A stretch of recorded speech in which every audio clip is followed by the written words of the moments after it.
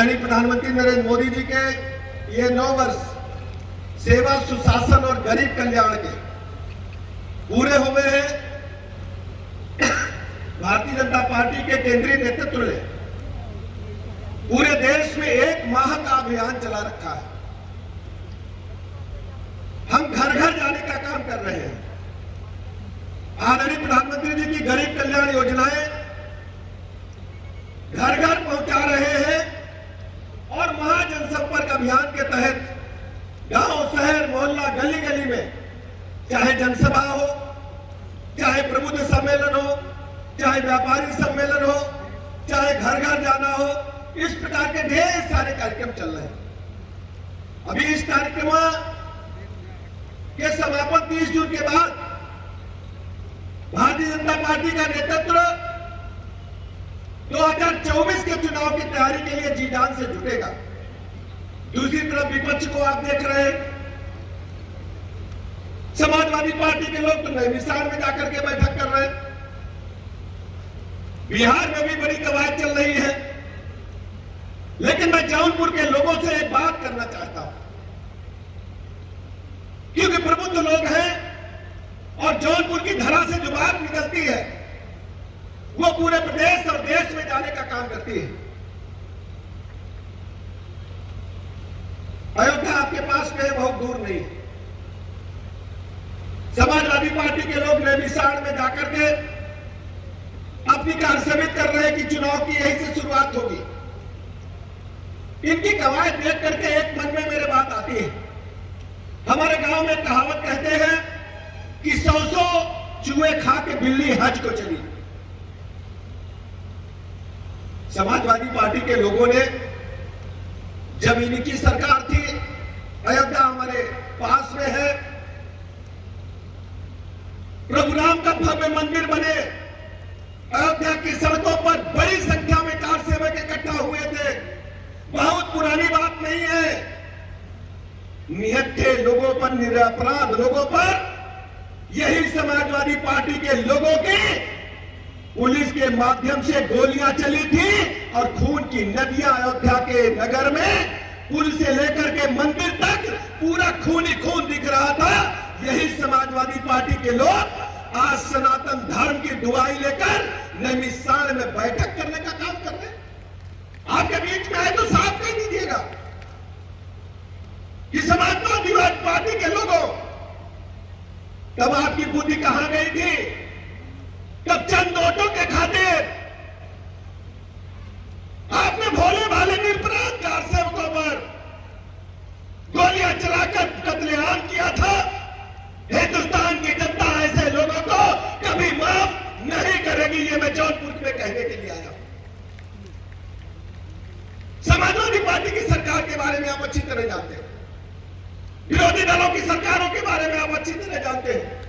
Congress party की सरकार होगी तो भ्रष्टाचार में आकर के डूबी होगी। ट्यूजी स्पट्टन घोटाला, कॉमनवेल्थ घोटाला, सेना के बने भवनों में घोटाला, लगातार घोटाले पर घोटाले होते रहते हैं। समाजवादी पार्टी की सरकार होगी तो सड़क पर गुंडे, माफिया, मवाली, लुच्चे, लफंगे एक एक गाड़ी में 10-10 राइफलें बनकर सड़कों पर निकलेंगे और भोली भाली जनता को प्रताड़ित करने का काम करेंगे। आज मैं दावे के साथ कह सकता हूं, पूरे प्रदेश में एक भी माफिया गिरोह सक्रिय नहीं है। जिसने भी कानून तोड़ा है उसे कानून के तहत कड़ी से कड़ी सजा हमारे माननीय मुख्यमंत्री योगी आदित्यनाथ जी ने देने का काम किया। समाजवादी पार्टी की सरकार में क्या होता था? हमारी बहू बेटियां इज्जत से घर से बाहर नहीं निकल पाती थी। कॉलेज के बाहर खड़े होते थे लफंगे, पूरी नजर से देखते थे हमारी बहनों को। एंटी रोमियो स्टाइल का गठन करके ऐसे 25,000 लोगों को जेल के सीटों के पीछे भेजने का काम हमारी सरकार ने किया। समाजवादी पार्टी की सरकार में कोई चौराहे पर प्लाट, मकान, दुकान पड़ा हो, कोई चौरस खेत पड़ा हो, समाजवादी पार्टी के लोग नारा लगाते थे। समाजवादी पार्टी का नारा है खाली प्लाट हमारा है, कब्जा कर लेते थे। आप सबको पता है, मैंने अपनी आंखों से देखा है। समाजवादी पार्टी की सरकार थी, हजरतगंज के डिप्टी एसपी को लोहिया वाहिनी के गुंडों ने बोनट पर लाद करके लखनऊ में घुमाकर उस गाड़ी को एसएसपी आवास में घुसा दिए थे।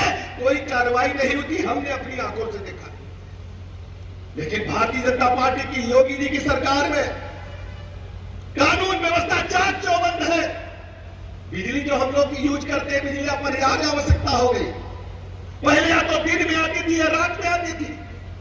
कई जिलों में एक हफ्ता दिन में आती, एक हफ्ता रात में आती थी। बिजली जाती थी इटावा मैनपुरी को। आज मैं दावे के साथ कह सकता हूं कि 75 के 75 जिलों में बराबर बिजली देने का काम हमारी सरकार कर रही है।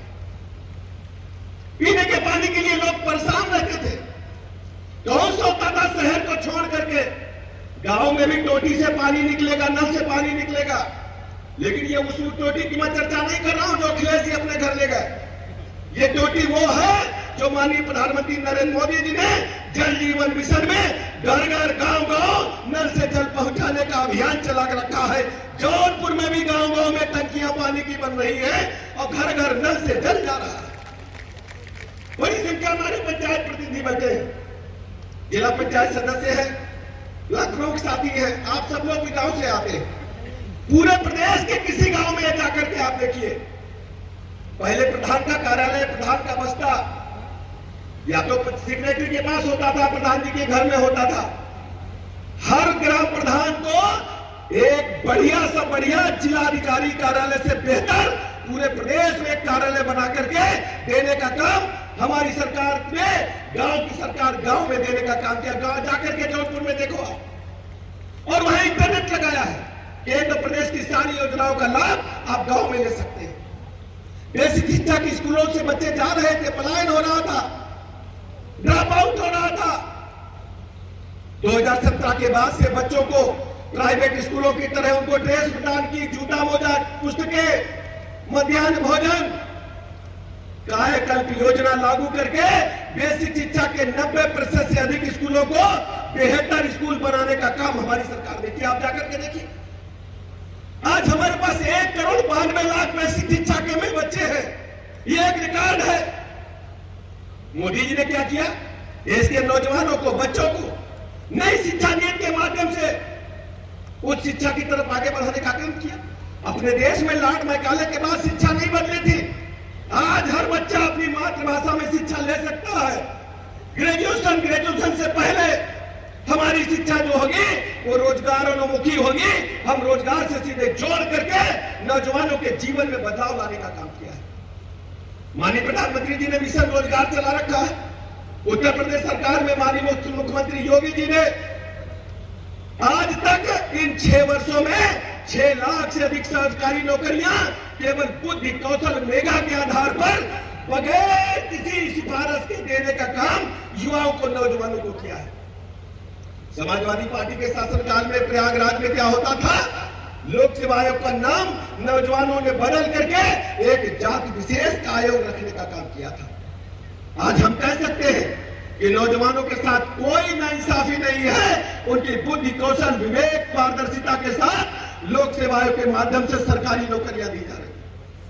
वन डिस्ट्रिक्ट वन प्रोडक्ट के माध्यम से बेरोजगार नौजवानों को सीधे रोजगार से जोड़ करके उनके जीवन स्तर को ऊपर उठाने का काम किया जा रहा है।